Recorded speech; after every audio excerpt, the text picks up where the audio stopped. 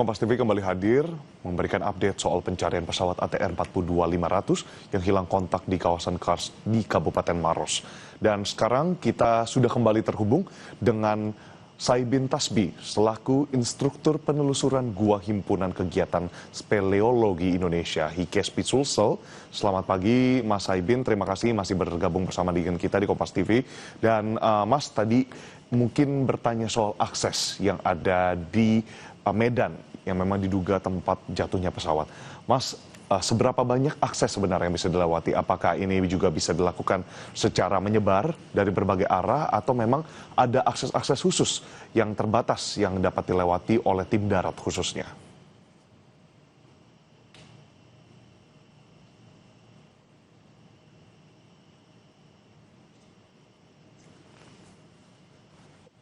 Mas Saibin, selamat pagi.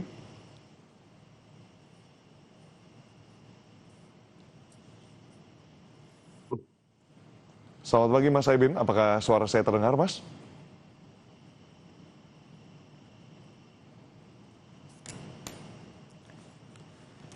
Baik, tadi sempat disebutkan sebelumnya oleh instruktur penelusuran Gua HIKESPI Sulsel yang memang dalam kesehariannya melakukan kajian dan juga penelusuran di daerah Bukit dan Tower-Tower Kars maksud kami di Kabupaten Maros.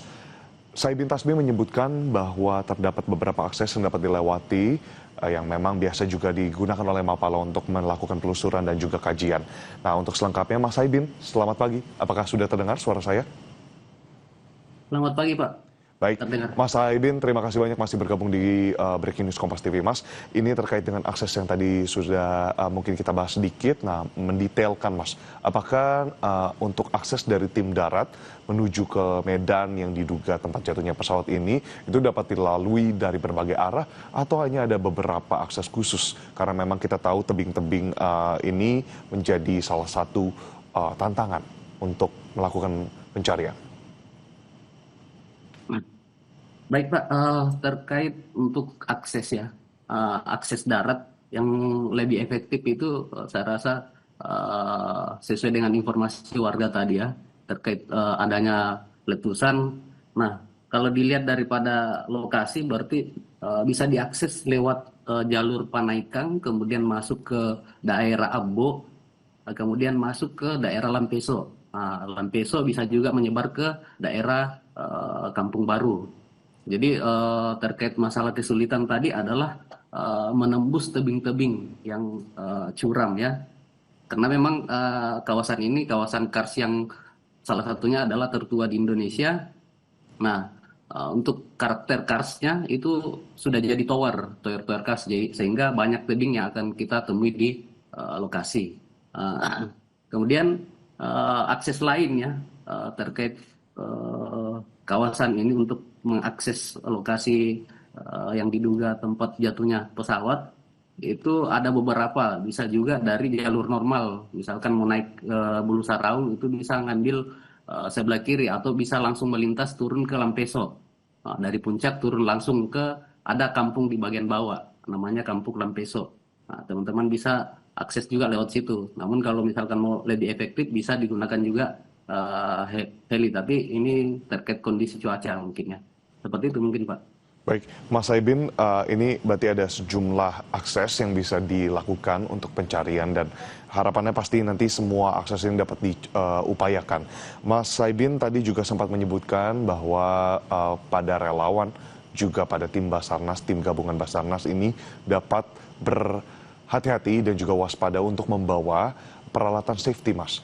Nah, dapat didetailkan Mas, peralatan safety ini seberapa penting dan apa saja yang kira-kira masuk ke dalam komponen dan juga kesatuan dari peralatan safety ini?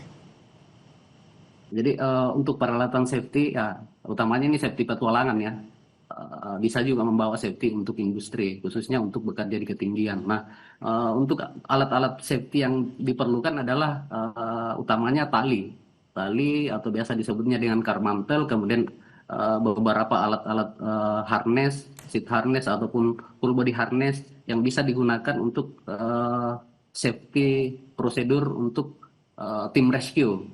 Karena kemungkinan teman-teman akan mendapatkan beberapa tebing yang harus diakses menggunakan tali. ya.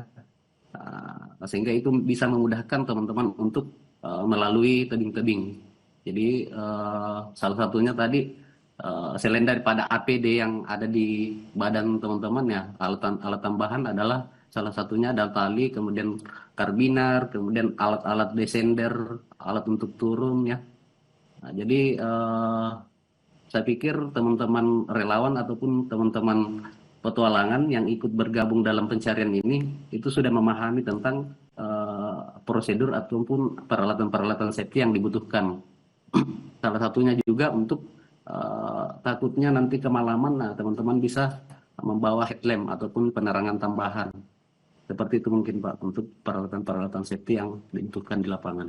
Oke, pengetahuan dasar ini menjadi aspek penting gitu ya Mas ya, karena memang penyelamatan dan juga pencarian dari pesawat ini dilakukan secara holistik, harapannya bisa dilakukan secara komprehensif dan juga baik.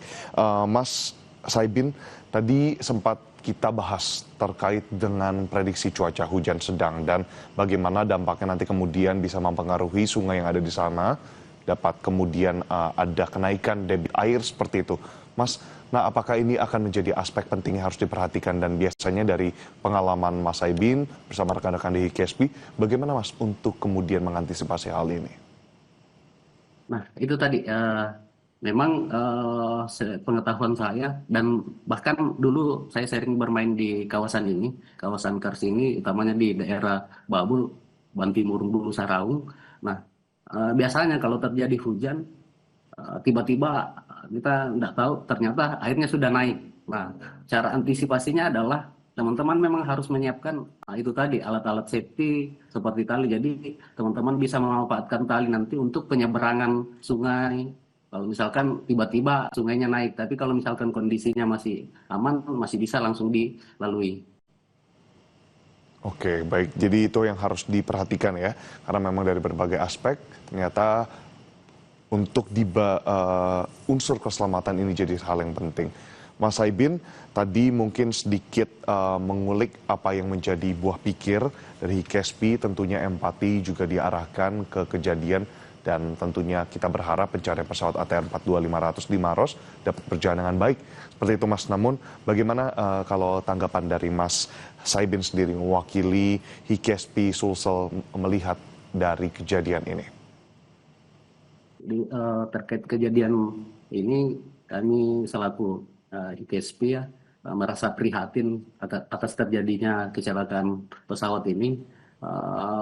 Semoga kedepannya tidak ada lagi yang seperti ini ya. Harapannya semua korban bisa terselamatkan dengan bantuan dari beberapa relawan yang ada. Ya, utamanya saya berharap ke teman-teman yang ada di Makassar ya, teman-teman Mapala yang ada di Makassar untuk bisa terjun langsung karena medan ini ataupun lokasi ini sangat dihafal oleh teman-teman yang ada di Makassar, utamanya teman-teman Mapala yang ada di Makassar. Itu saja mungkin dari saya Pak. Baik, Mas Saibin tadi menyampaikan harapannya para relawan dari Mapala yang ada di Sulawesi Selatan dapat ikut membantu pencarian dan tentunya pastinya koordinasi dapat dijalankan dengan lancar dengan tim Basarnas yang sudah melakukan pencarian sejak kemarin. Terima kasih banyak Mas Saibin Tasbi atas arahan tadi, juga ada beberapa informasi penting yang bisa kita ketahui bersama. Terima kasih Mas Saibin Tasbi selaku instruktur penelusuran gua HKSP Sulsel. Selamat beraktivitas kembali Mas. Baik, terima kasih Pak. Saudara, breaking news Kompas TV terkait dengan pencarian pesawat di Maros akan kembali di usai jeda.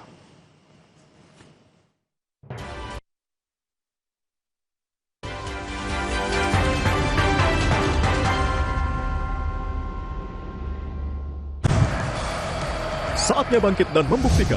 Feyenoord yang kini bertengger di posisi 2 klasemen mempunyai misi mengakhiri 3 laga tanpa kemenangan bersama Sam Stein sang playmaker di lapangan tengah saat melawan Sparta Rotterdam dengan Tobias Lauritsen sebagai tumpuan di lini